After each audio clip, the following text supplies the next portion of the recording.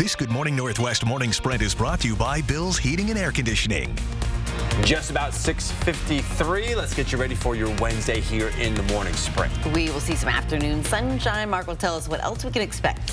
A driver who crashed a U-Haul truck 200 feet away from the White House is in custody this morning. Sydney Charles has the details. But first, a teenage driver hit a mom and her children crossing the street in Spokane Valley last night. Let's get right to Destiny Richards with the latest. That's right. WSP is investigating this incident where a mother and her 3 boys were crossing the street here, crossing Highway 27 west to east on 24th when they were hit by a 16-year-old driver. The mother, 37, and her 11-year-old son went to the hospital with minor injuries, but the 2 youngest, a 2-year-old boy and 11-month-old boy, were riding in a stroller. They have serious injuries. No updates on conditions this morning, but the scene itself is clear. All we know is that there are reports from WSP that they failed to recognize the oncoming car when they were hit. All right, Destiny, thank you. Spokane police still need your help finding a missing 11-year-old girl. This is Dior. She was last seen walking away from Pride Prep on Sprague and Scott around 2:30 yesterday afternoon. Dior is white, about 5'5", and has long brown hair. She was last seen wearing a gray sweatshirt, jeans, and was carrying a black backpack. If you know where she is or have any information that might be useful in finding her, please call Crime Check 509-456-2233. In the University of Idaho student murders, the families of Kaylee Gonsalves and Madison Mogan have filed notice with the city of Moscow, Idaho State Police, Washington State University, and the University of Idaho reserving their right to sue. The murder suspect, Brian Koberger, was arraigned Monday. He elected not to enter a plea. The judge entered a not guilty plea on his behalf. A 6-week trial is scheduled for October 2nd. Florida Governor Ron DeSantis will officially launch his bid for the White House today on Twitter. The Florida governor is expected to make the announcement during a conversation with Elon Musk tonight on Twitter Spaces. That's the site's platform for audio chats. A man in Moses Lake was arrested after he showed up to his own SWAT call.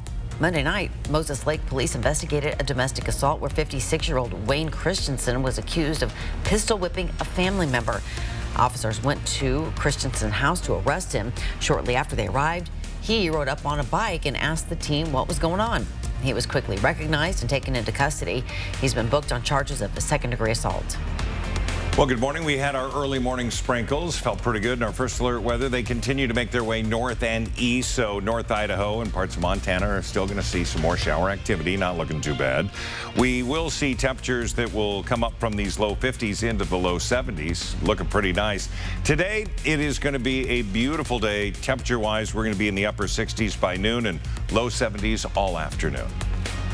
Well, high housing costs and discriminatory policies are leaving people stuck in some Spokane County neighborhoods with limited resources right now. The Shades of Motherhood Network helps mothers and children in the East Central neighborhood. Executive Director Stephanie Courtney says limited access to grocery stores and health care is really nothing new. The Women Helping Women Fund says lower income and racially diverse neighborhoods have life expectancies of nearly 72 years. Courtney says solutions could include overcoming the stigma of low-income neighborhoods and opening up more spaces for women to share resources together.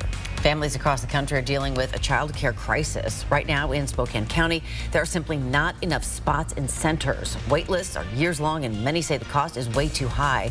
According to data found in a report by the Women Helping Women Fund, in Spokane County, if you have 1 toddler and 1 infant, the average price for child care is just more than $2,000 a month.